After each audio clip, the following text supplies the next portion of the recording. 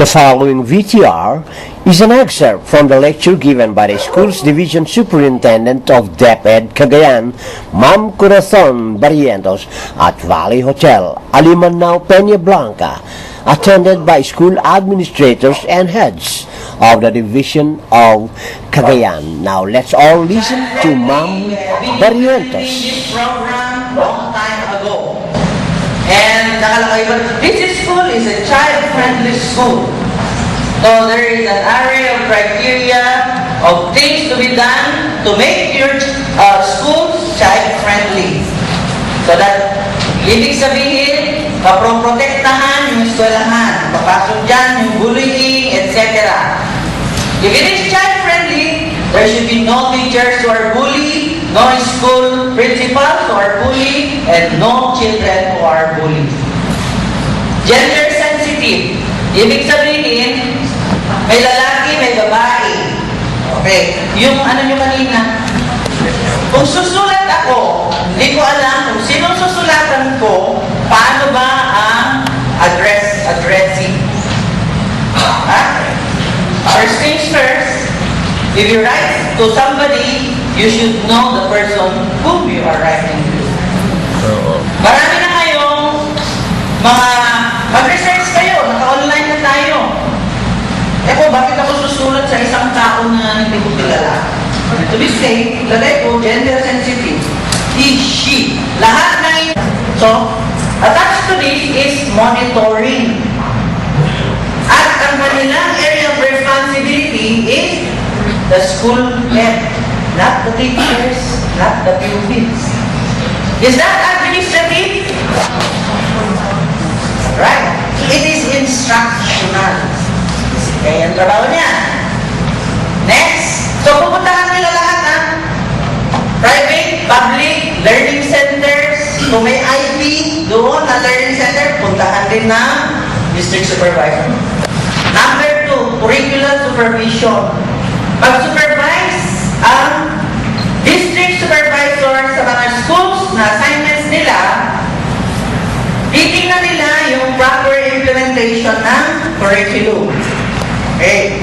So, ang focus niya ay school head. Titingnan niya ngayon kung paano pag-observe ninyo.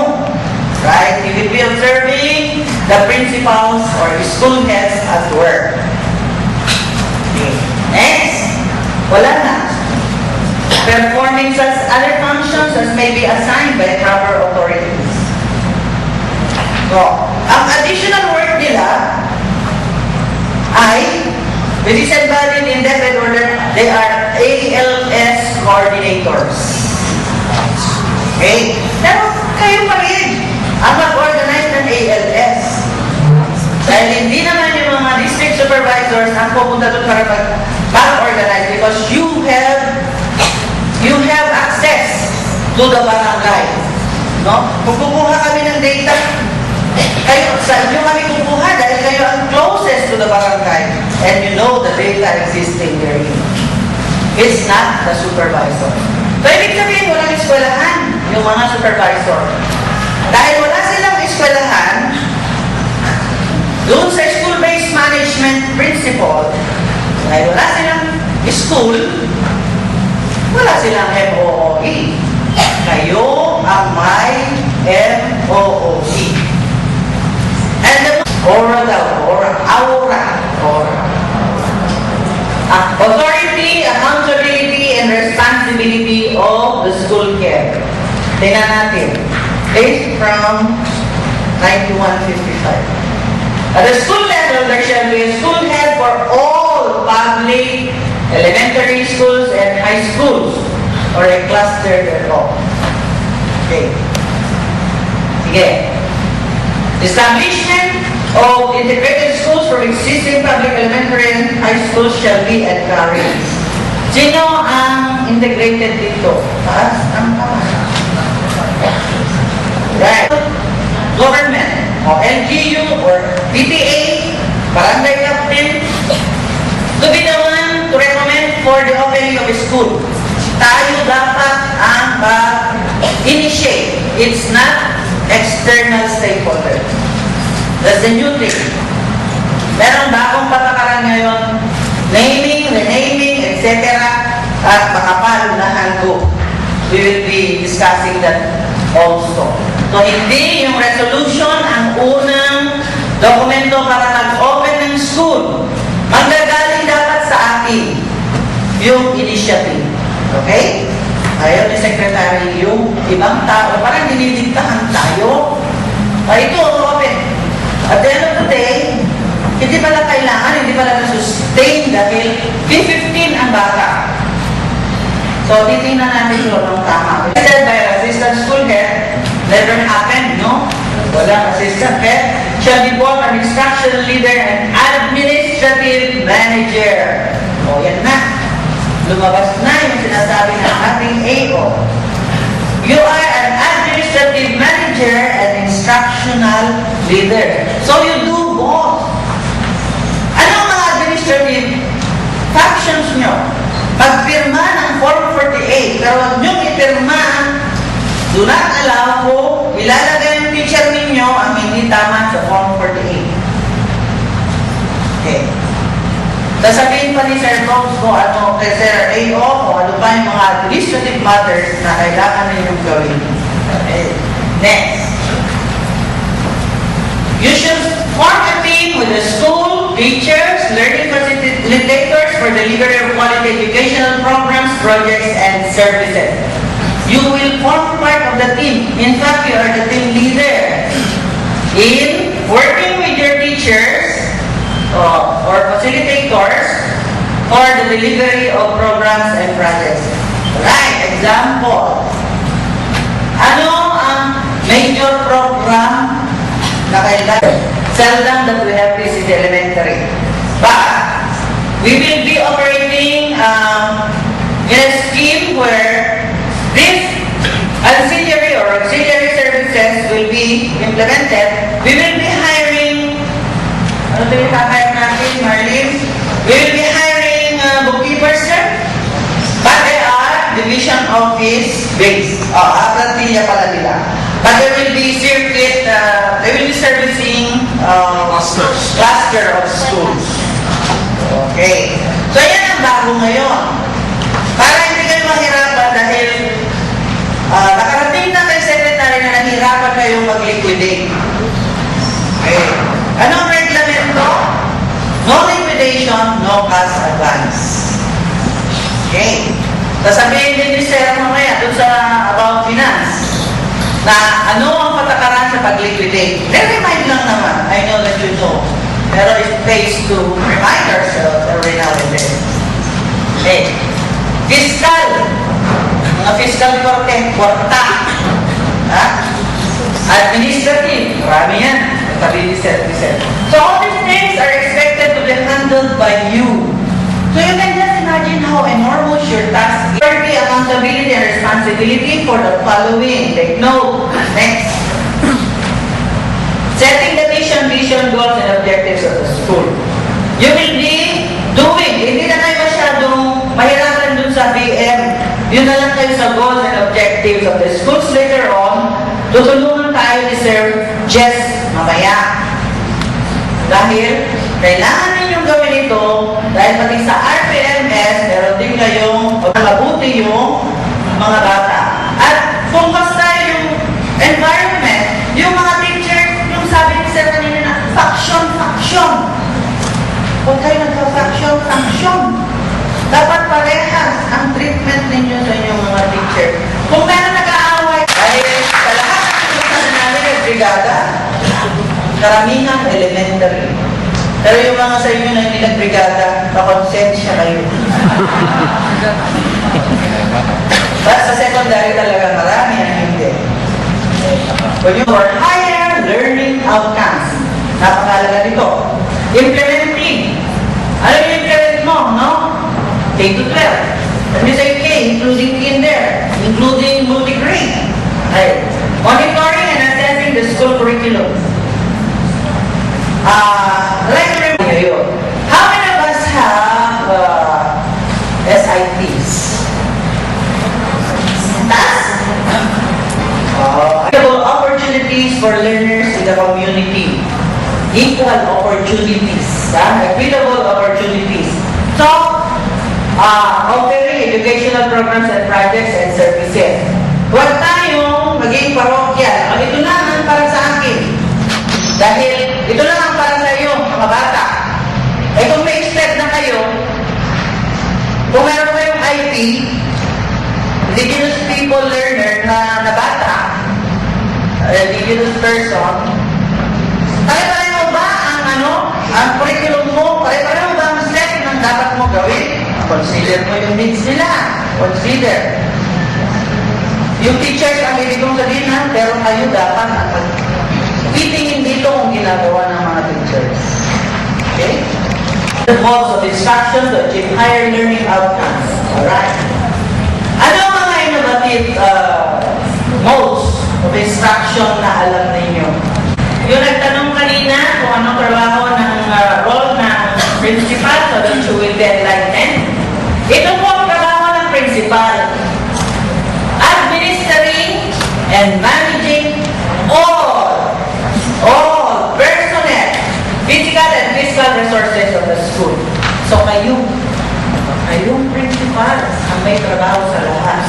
When we say manage all personnel, kung sino yung personnel doon sa loob ng paaralan, kayo ang manager nila.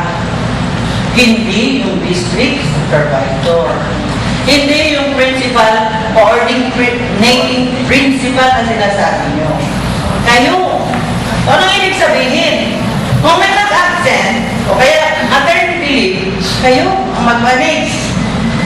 Magsabi kayo sa division office, you can write a letter, na sinabi ni Sir, o kaya, you prepare a proposal sheet, submitted directly to the superintendent for action. So kayo, walang iba. Kayo, managing personnel, physical, yung bahay nyo, skolahan ninyo, yung room ninyo, physical, mga tables, chairs, kayo lahat. Alam nyo dapat, may inventory kayo dapat ng school building, school site card, etc. Are you maintaining this? Yes. Ha? Yes. Yes, you are. I'm happy. Are you maintaining a leave card of your teachers? Not everybody. Kayo mag-liquidate. You cannot spend your MOE without any legal document. Anong legal document? Your SIP. Dahil doon nakadetalye kung anong programs and projects ninyo, anong mga activities na pupuntuhan.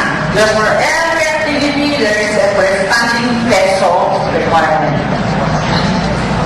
Mawatan. Si auditor, titingnan na niya yung mga SIP ninyo, i-disallow kayo o magkagastos kayo ng gasto. Ganun din sa central office. Pina-explain kami kung bakit magagastos ito. Wala naman sa WFP, Work and Financial Plan. Kaya may planning stage, may implementing stage, may monitoring stage ng inyong SIP, which we are going to do later. Days of the school based on these days. Okay. Ito na sinasabi ko. Today may items. For instance, magre-recommend ako ngayon ng kailangan ko. I need KBP. Sulat kayo sa akin, ma'am, itong needs ko. Staffing factor. Ma'am, wala akong grade 6. Alright. Upo tayo. Analyze natin ang enrollment. Ilan teachers nyo, I believe to other principals okay. Ma'am, we're 7. Including you, Ma'am 8. Right. How many classes did you organize? 6, ma'am. Like a 7 ang Peter. Alright. So, in a sense, a teacher, may ka-8 na. Pero ngayon, ma'am, wala kaming KTV. O ilan ba yung KTV mo? 15. Ang grade 1 mo, 10. Grade 2, 15. So, to cut the story short, we ended up with only 5 teachers need. Walisin mo, bra. Salo. Communication. Nag-communicate kami. Ano ang requirement? Ha? Yung letter yung color spectrum natin, 1:45. Ang enrollment. Pero pwede na rin yung 1:30 kung kulang ay kung may teacher.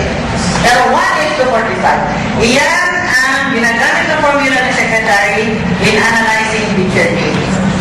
Ano ang lumabas dito sa Cagayan? We have 184 excess teachers.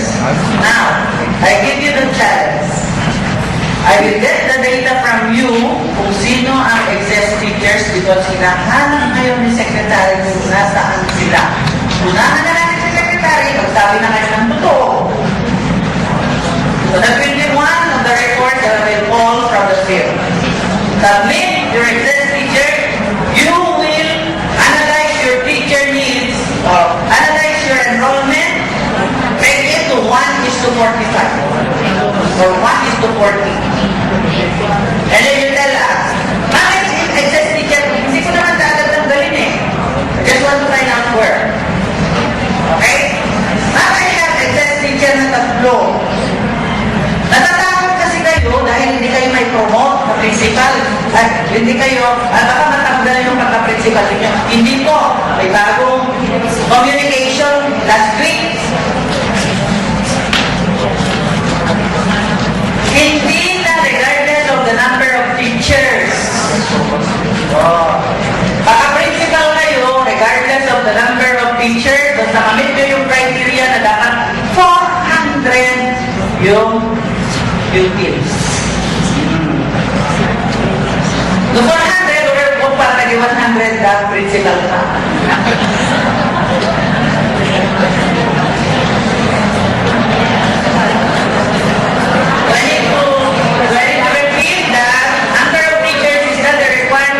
Promoted to principal. Okay? Right? In connection with this, yung 5 years na principal. For instance, sa central school, principal na ako doon ng 5 years. Kailangan na akong lumipat. Wala tayong current title, ha? Wala tayong current title sa lahat ng posisyon natin.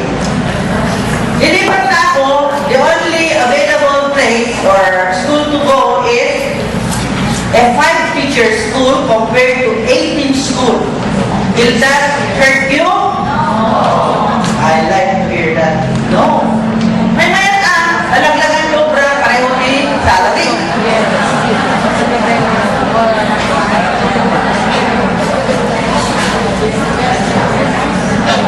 Okay. Malik po, muna po sa kayo ni ako muna. Okay na yan? Yes. Okay. Entirely and enhancing staff development. Kayo, isa sa trabaho nyo, kasi staff development kayo, pero hindi yung ganito na malaki. Di ba, pipito kayo? Ito po, relaxation, hindi relaxation. Learning action fair. O, sino ba ang mga project dito? Wala na? Ako na ba? Again. Mga project. O, sino nag-answer sa akin? Oh, meron pa dalawa na. Ilagay ninyo yung last session. Anong basis sa last session? NCBTS. Alam mo na yung NCBTS? Ano yung? Para saan yun? Ha? Anong tool yun? Anong tool? Para saan? Ha? Bakit?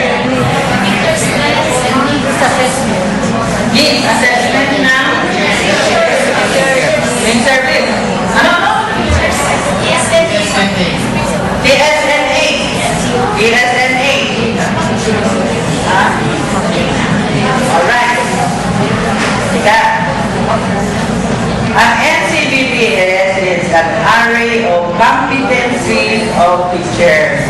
Okay? Pag in-assess, who will assess? Ha? Teacher. Right. Pagkatapos, what is the status in your schools? Are you the ones handling the affairs of the PTA? No. Remember, that you are not supposed to handle money. Secretary. Right.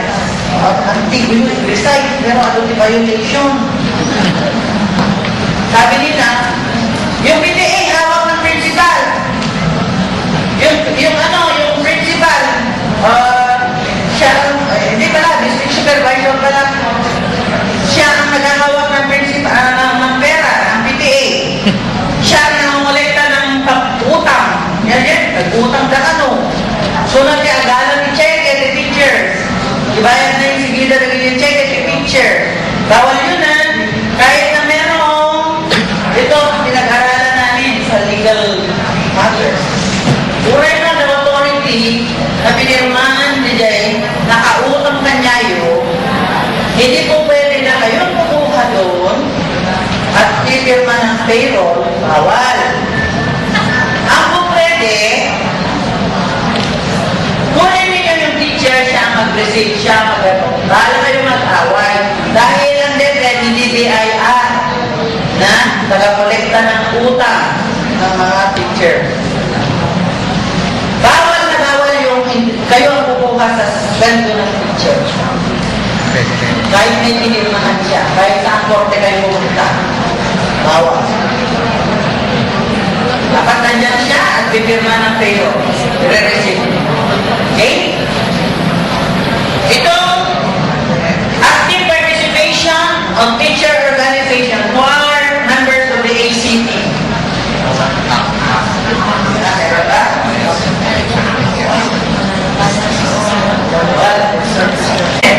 For the purpose of upgrading teachers, learning facilitators' competencies, versus Ibanag Heritage Foundation with the name Food for a Training. Sir, nasasayin ko pa sa inyo. Nasabot na kayo sa pinakamahabang roles ninyo, responsibilities. Ito kayo ang pinakamahaba ng trabaho. Masaya kayo sa trabaho nyo? Yes, kung kinay kayo doon, kinay promote. Basta ako, yung value. Next. Okay. National motto natin, na national motto. Next. In adopting this, as our four core values, what does it mean to be mga Diyos, mga tao, mga kalisado ng Department of Education? Ano sa palagay nyo? Sige, next. Right. We have science, hanggang sa maging law ang K-12. Right? And then, culture, change management, and communication. Yun din ang ginawa nila, kaya may rationalization, merong maraming pinagbago doon sa yung culture, may mga ahensya na inalis na ng DepEd na dapat ilagay na sa National Library, yung mga ganon. So, yan. And yung process of communication, ang nangyayari ngayon ay bottoms up budgeting ang nangyayari. So, ang secretary, nagko-communicate na directly to hindi na noon na ako, nagadupay na style. But today, we can directly communicate with the secretary.